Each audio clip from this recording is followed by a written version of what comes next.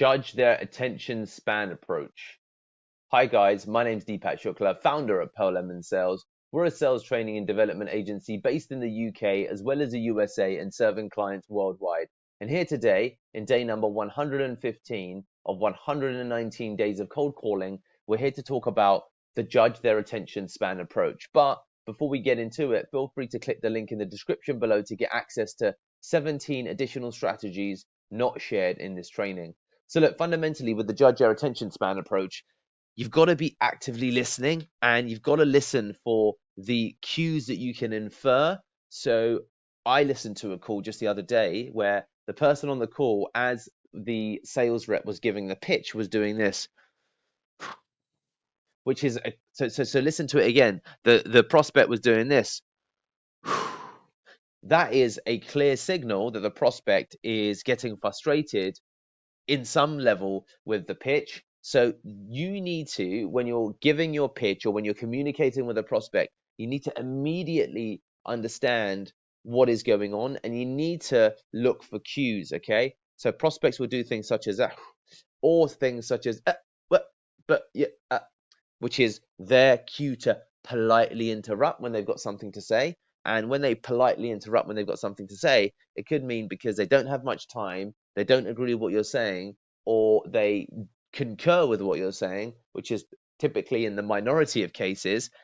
But you need to stop and then give them room to fundamentally ask their question or interrupt. So whilst we spoke about interruption mastery in one of our previous trainings, when it comes to a prospect, you've got to really be mindful of exactly how they're communicating to you through these little signs, ums, and ahs.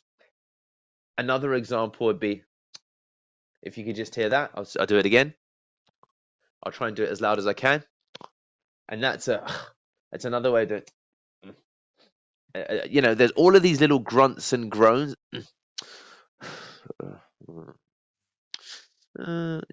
All of these little signals are, well, they're little signal flares. Ultimately, they are signposting something a lot bigger that's going on underneath the surface, and that's where their attention span and their focus comes in.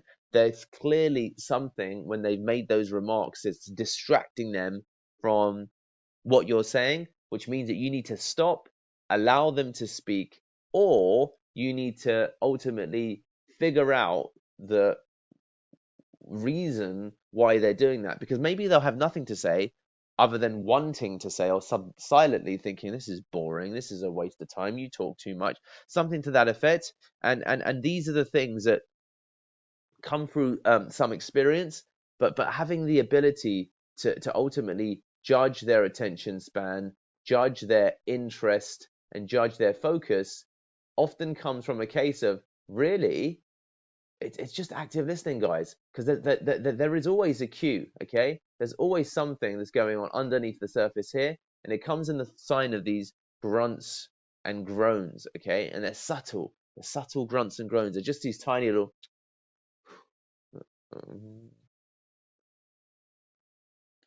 The other one to listen for is silence. So when you get silence, you need to be mindful that you don't want to have them listening for too long, because you need them to verbalize exactly what's on their mind. So there should never be, and this is one of the reasons why you do need to have a in a nutshell pitch, and as well in general, your pitches should be at the maximum 30 seconds, because you don't want a prospect not speaking for more than 30 seconds on a phone call without them giving you some sign that they've got interest in what it is you're saying, and giving, allowing breaks between your pitch allows them to fundamentally respond in some manner. So you need to have mechanisms inbuilt which come through, for example, tactical pauses, as we've discussed with tactical pause pitching. You need to have mechanisms built in through verbal requests. So what are your feelings on what I've said so far? Tell me, what are you thinking, Richard? Or what are your thoughts on that, Richard? How does that make you feel, Richard? To also then just actively listening to the minor grunts and groans. And when you do pick up something, if you're headed in this direction, you need to make a sharp turn to ultimately head in a different direction, because you may be losing the prospect, especially if they sound like they're getting bored, they're getting distracted, or otherwise. You need to pitch switch, okay? And we'll talk about that in the next training. But fundamentally, recognizing something is happening and that their attention span and their focus isn't what it was, and therefore you need to make a step change, is going to be critical to the outcome of your success in these calls, because people miss it. They don't hear it, and the prospect really, you lose the prospect early on in the call because you miss these little signals, and therefore everything you say after is wasted, primarily because you did not commit to making a sharp turn once you heard the signal, primarily because you heard but you didn't listen, or you just missed the signal itself. So really pay attention with active listening to what's going on inside that call so you can judge their attention span. Remember, we've got 17 gated strategies just waiting for you. All you need to do is bing, subscribe, as well as click the link in the description below to get access to those 17. Get some.